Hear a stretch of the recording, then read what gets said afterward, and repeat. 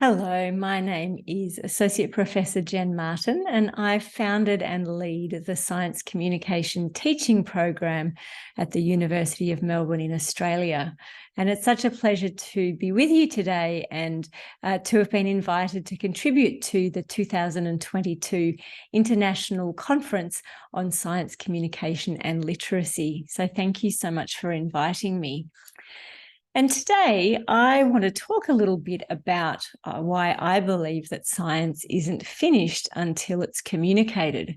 I'm going to tell you a little bit about my story and how I got involved with science communication, but also really why I'm so driven and why I believe so deeply in the importance of effective science communication. So I want to show you these three images. I don't know how familiar they'll be to you, but on the left, we have a very popular television program, ER. In the middle, a very well-known film, Jurassic Park, and then a book, Disclosure. Why am I sharing these with you? Well, because these three all have something in common, and that is that they were written by Michael Crichton, who I imagine that many of you will have heard of, a very famous and successful science writer. And in fact, he, as far as I know, he's the only person to have ever simultaneously had the top movie, the top TV show, and the top book simultaneously in the United States. And that's what happened with these three. They were all at number one in 1994. Why am I talking to you about Michael Crichton? Well, because I think he sets the stage for some really interesting ways to think about the importance of effective science communication. So almost 2 decades before he had those three number one hits, he wrote a piece in the New England Journal of Medicine called Medical Obfuscation. And Michael Crichton was, in fact, first a doctor before he became a science writer. And essentially his observation was that most articles in medical journals are very difficult to read. And so he wanted to explore why. And that was what this piece in 1975 was about. So essentially he analysed the writing style in a number of different pieces and basically came out and argued that what was going on was obfuscation. What does obfuscation mean? Well, it means deliberately making something unclear or unintelligible. And in this article, back in 1975, Michael Crichton said this: if the authors of these papers really wanted to be understood in a straightforward way, they would write simply and express their ideas in the clearest, most unambiguous form they could manage. Instead, they do just the opposite. At a time when many doctors feel misunderstood by society, I suspect they only have themselves to blame. Very scathing comments. Why am I sharing this with you? You might think, well, this is only about medical doctors, and this is many, many years ago, nearly 50 years ago. But my question to you is, do we really think that science writing today is very much better? I suggest that probably not nearly as much better as we might hope 50 years on. So I want to share this article with you that's a little old now, back in 2015, where Jeff Tollefson argued that climate reports coming out from the UN, so the IPCC reports, the Intergovernmental Panel on Climate Change reports, were becoming increasingly difficult to read. Now, what Jeff Tollefson looked at was what's called the SPMs, the Summary for Policymaker Documents. So these are the part of the IPCC climate reports that are meant to be written in a way that is accessible for non-scientists, accessible for policymakers. So we know it's obviously essential that policymakers have access to current and accurate information about climate change. Let's have a look at what was shared in this paper. So these SPMs, these Summary for Policymakers, if we have a look at a measure of reading ease, which is basically derived from things like how many syllables in a word, how many words in a sentence, how many sentences in a paragraph, so a measure of the complexity of the writing.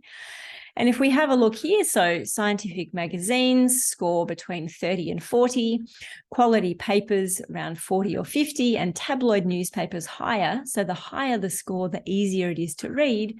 And down here, we can see that the IPCC reports that were written for policymakers, not only are they very difficult to read, but they're in fact becoming more difficult. Now, I haven't seen data to show this updated over the last few years, but my suspicion is that as we become more and more knowledgeable about the complexity of climate change and the science there, that these reports are probably just as difficult to read. Another really study that came out was by John Sturman, who said, okay, well, if these summaries for policymakers have been written in a way that's meant to be accessible for non-scientists, surely that should mean if we show them to a group of really highly educated people, it should be very easy for them to understand. So in this study, they got the SPMs and they shared them with 212 MIT graduate students who had degrees in either STEM or economics, the assumption being that those people would find these SPMs really quite easy to understand, given the audience that they'd been written for. You're not going to be surprised to hear that that's not the case. What this research found was that 84% of those graduate students misunderstood basic relationships between emissions and atmospheric CO2 concentrations and temperature, even having read these summary for policymaker documents. So clearly they weren't written in a way that even highly educated people, many with a STEM background, could understand. That is a problem. And then there was some research that came out last year that led to this headline in the New York Times: "Are you confused by scientific jargon? So are scientists." And this paper essentially looked at a group of people called speleologists, more jargon, essentially people who work in caves. So you can imagine anthropologists, biologists, all sorts of geologists, all sorts of different people, and looked at whether they were citing each other's papers or not, given that they had overlap in their research interests.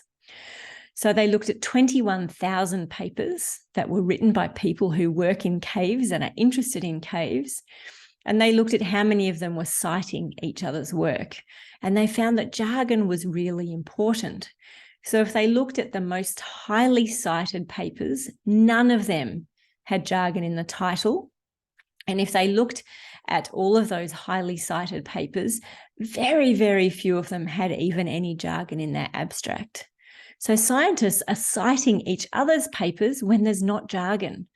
It seems to suggest that when there is lots of jargon in the literature that we write, even other scientists aren't necessarily able to understand it and aren't citing it, perhaps because they're just not confident of what the paper is about.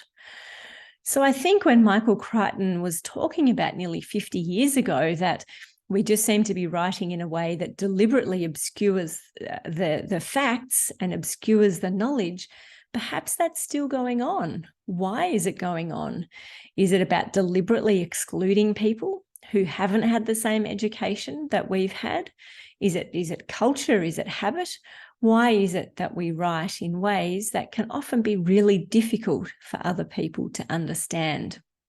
If you think about science and STEM and why you're passionate about STEM, probably like me, you believe that many of the answers to the world's big problems now, those solutions are going to come from within the world of STEM. Science is relevant to everybody. Science has meaning for everybody. And we need to make sure that we make scientific knowledge accessible to people, including those who haven't had access to the sort of training that we've had.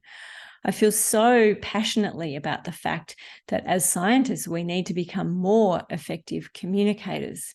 And it really concerns me that so much of what's written in the world of science now, not only is it in a journal that is not accessible to many people because it's behind a paywall, but even if people could get access to the articles and read them, they would probably find them very difficult to understand because of the style that we write in. So I think there is still obfuscation going on. And that leads to cartoons like these. This is from a favourite, very popular former cartoonist in Australia, Tanberg. Now, these are quite old, but to some extent, the stories haven't changed. I'd like a second opinion. Maybe the public still isn't completely trusting. And ignore it, it's just another scientist. Now, of course, we've absolutely moved on, and there's no question that the vast majority of people accept that climate change has been driven by humans. But that doesn't mean that there's always complete trust and complete acceptance of science in our communities. And it certainly doesn't mean that science receives enough funding and support, I believe. So this is why I come to this quote from Sir Mark Walport, who was a former chief science government advisor in the United Kingdom, who said that science isn't finished until it's communicated. Now, I think the full quote should ideally be, science isn't finished until it's communicated and it's been understood by your target audience, and that target audience has taken whatever action they need to take or has changed their understanding. But of course, that would be a pretty long quote. But to me, one of the things that I try and really instill in the students that I work with at the University of Melbourne is the fact that so much of the science that we do, at least in Australia, is funded by the public. It's funded by the government. It's taxpayers who are funding a lot of the research. And so that's why I believe it's so essential that the science that we do is accessible to people who haven't had the opportunity necessarily to study science, but nevertheless have a vested interest in understanding what the current science is telling us about all sorts of things that are relevant to them. So how did I come to all of this? I said that I was going to talk a little bit about my journey. Well, I grew up in a family where science was part of what we did.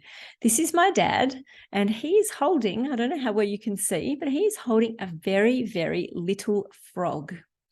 You can see it a little bit more closely now. This frog is called Euparolia martini, or Martin's toadlet, and it was named after my dad. This is a photo with my dad and my son. My son's a lot bigger now, but when we actually went to find this now endangered species, this Martin's toadlet. So I grew up with the very good fortune of spending a lot of time in nature, a lot of time learning about nature from my dad and my mum, and believing that preserving nature and conserving biodiversity was something that was very, very important to me. So, as you might expect, I decided that I too wanted to be an ecologist. This is me as a PhD student. Got my calipers in my hand. I'm just about to measure the head of this particular animal. This is a mountain brush-tailed possum. The animal is sedated. I couldn't hold the animal otherwise.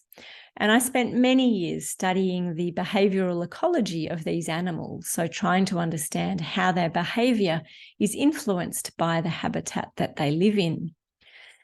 And it was such a privilege working in the Australian bush and spending a lot of time following animals around and understanding their behaviour.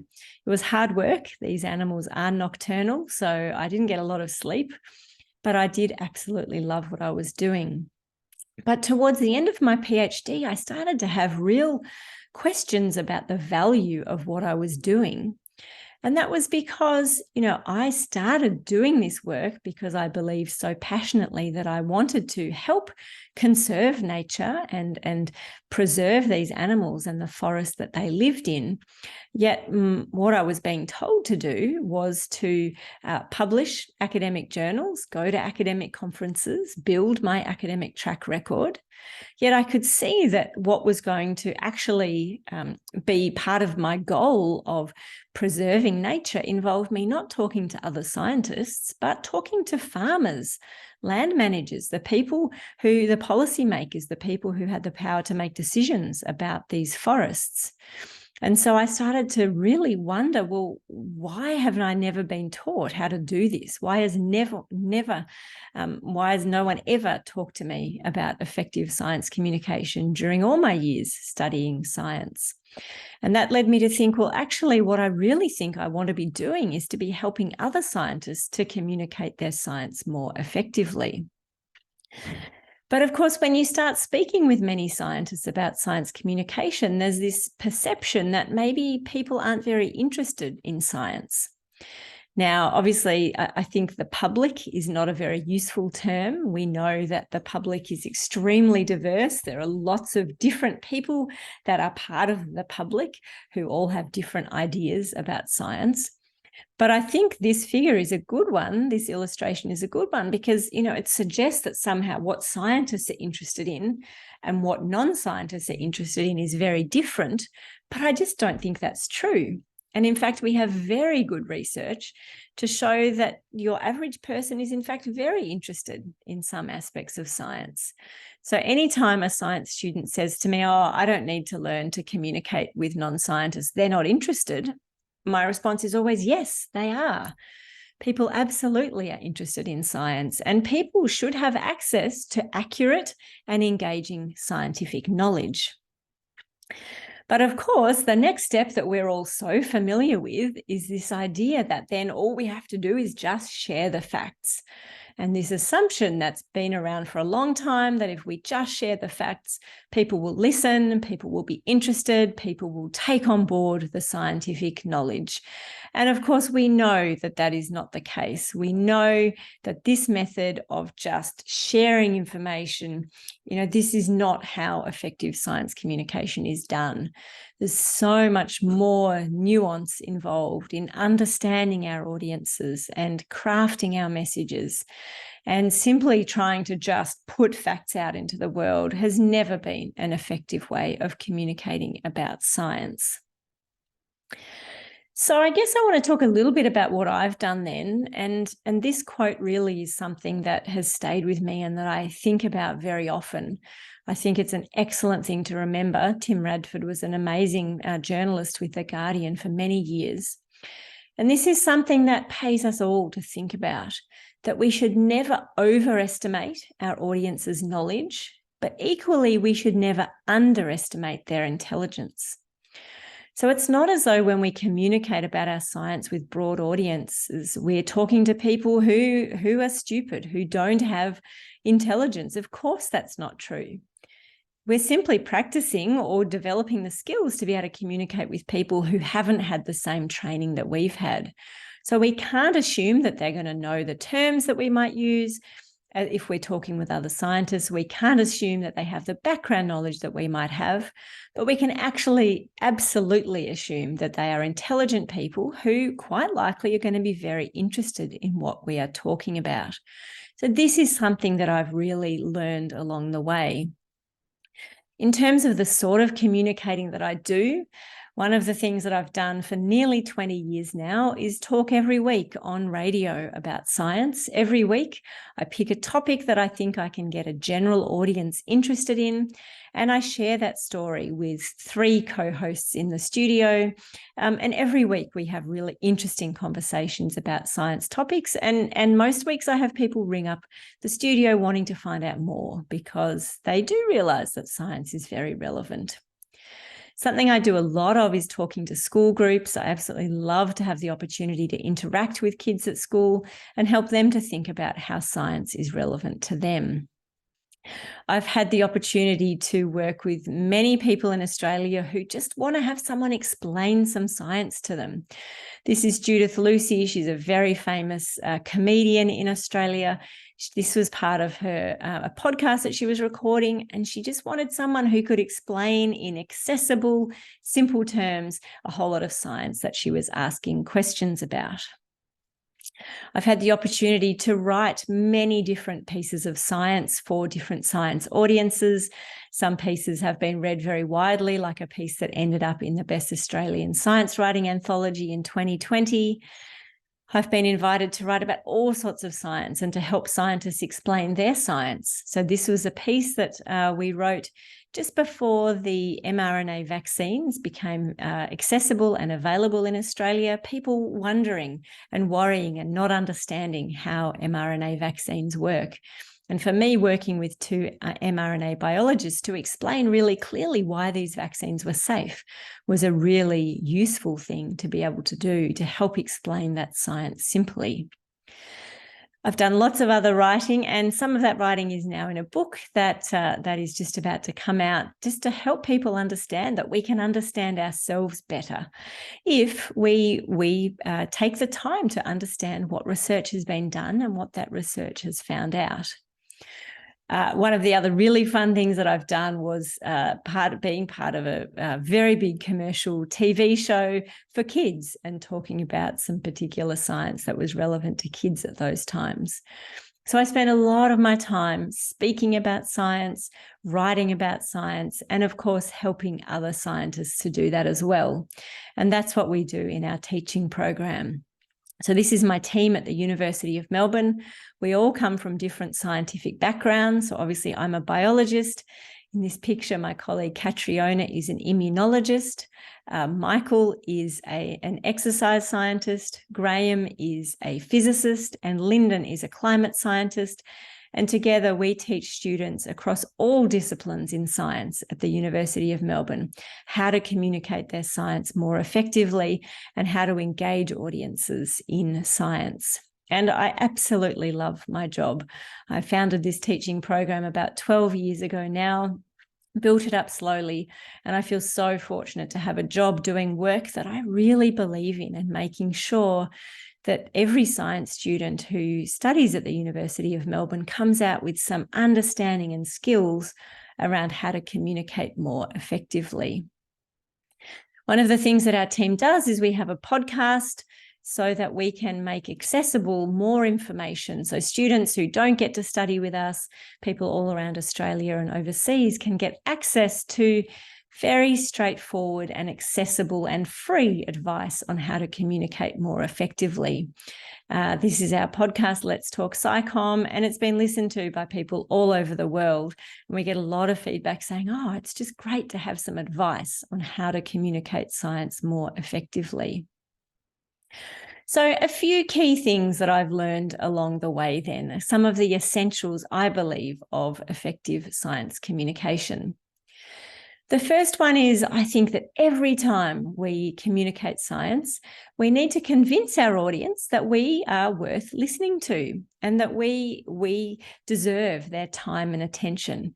Everybody is so busy, so tired, and time and attention are people's two biggest gifts. So why should they listen to us or read our words? We need to begin every piece of communication with something to convince them that giving us their time and attention will be worthwhile. And part of this is what I like to think of as deciding whether your audience is wild or captive. So obviously, when you do any form of communication, you need to be clear on what your goal is.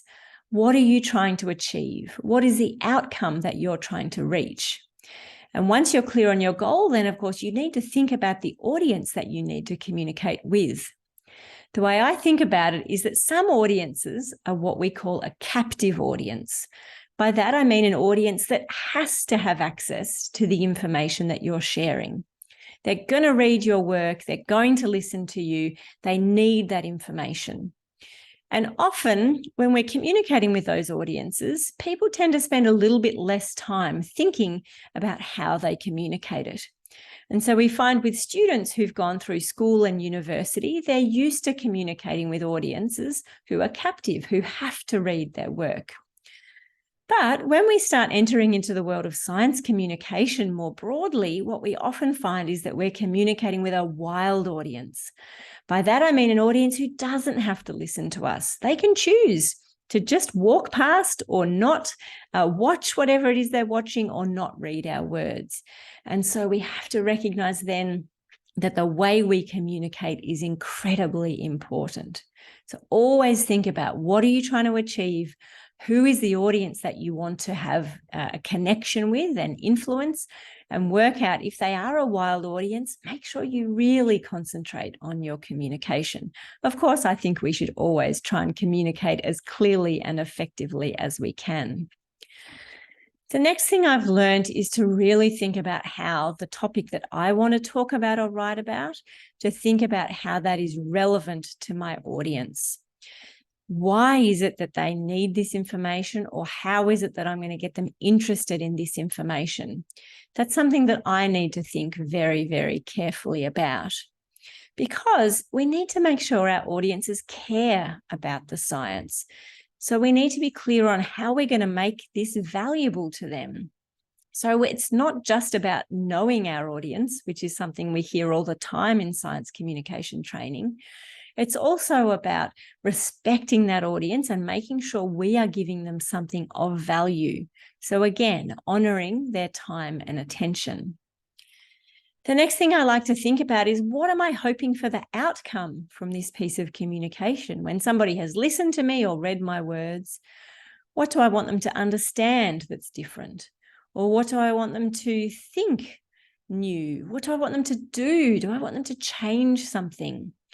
I try and think about it that when I'm communicating about science, I'm giving my audience a gift. What do I want that gift to be? How do I want my gift to change them?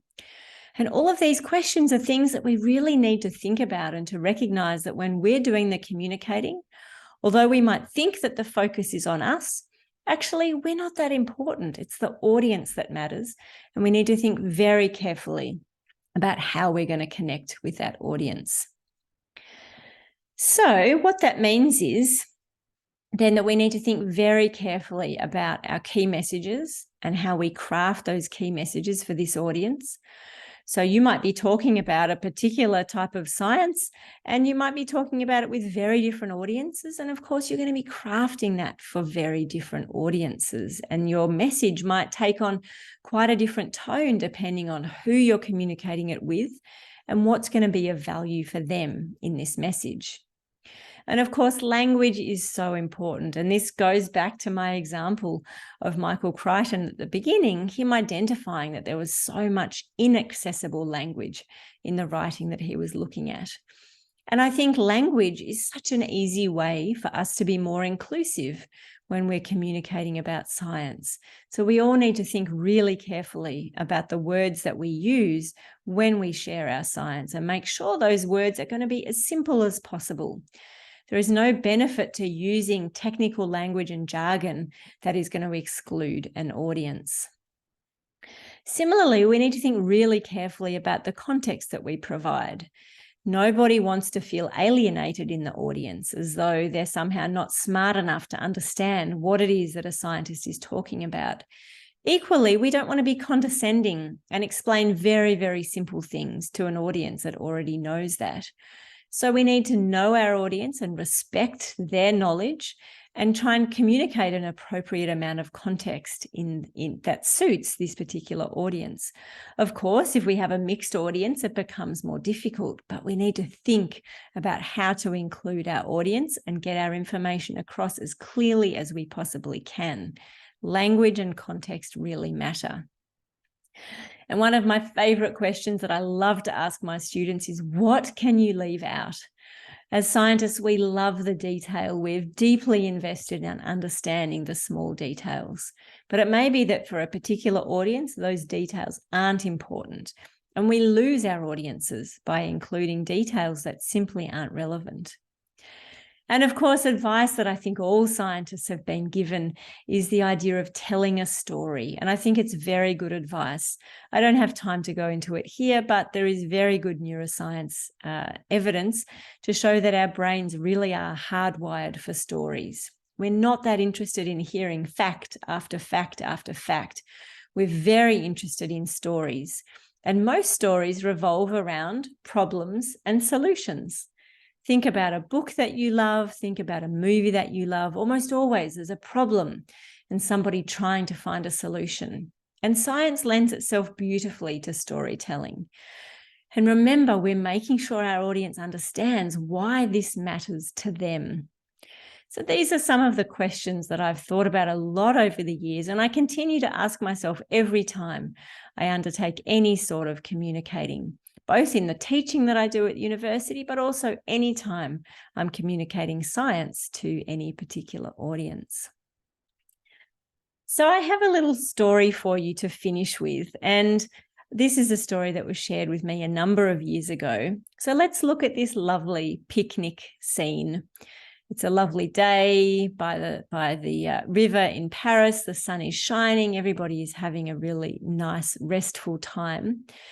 This picnic scene to me is an analogy for the world that I would like to live in.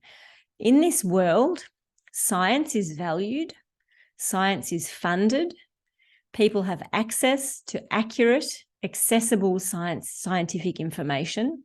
Scientists are supported to share their science, and people who aren't scientists find it easy to get access to the scientific information that they need. Governments fund science well. This is the picture of the world that I would really like to live in, and where, of course, people take action on scientific evidence. We take action on climate change. We take action on the biodiversity crisis and all of the other problems that are currently facing the world. But of course, when you zoom in close to a picture like this, what do you see? Well, in fact, you see the picture is made up of a whole lot of small dots. And I believe that to get to the world that I want to live in, where science is valued and resourced and acted upon, there are many, many, many dots. And I think that we can all be a dot in this picture. We can all take on certain roles that can help get us to a place where science is valued by everybody. So my particular little dot is around sharing science on the radio and talking with people, with school children, writing about science and helping to train scientists to be more effective communicators. Perhaps your dot is being a researcher in science or in science communication. There are many, many different audiences I know who are part of this conference around science communication and science literacy. The key thing is you can't do it all. None of us can do it all. But each of us has the opportunity to choose a dot that we believe in and that we are passionate about and where we feel we have strengths to contribute. So I really encourage you to think about the little dot that is your call to action that you want to be working on, and to really think about your goal as a scientist, as a science communicator, whatever the work is that you do in this world. I really encourage you to think about what it is that you're trying to achieve. Why did you move into this area of work? What is it that really excites you and that you really believe in this work? And think about how that can contribute to improved science literacy and improved science communication, and really making the world a more scientifically literate and engaged place, which I'm sure you'll agree with me is something that we should all really care about if we're to solve some of these big problems facing the world. So thank you for letting me share some of my story. I feel deeply privileged to have the opportunity to do work that I really believe in, to communicate about science and to help other scientists to communicate about science more effectively. And I'm really excited that you're having this conference and that I've had the opportunity to be a small part of it. So thank you very much for listening.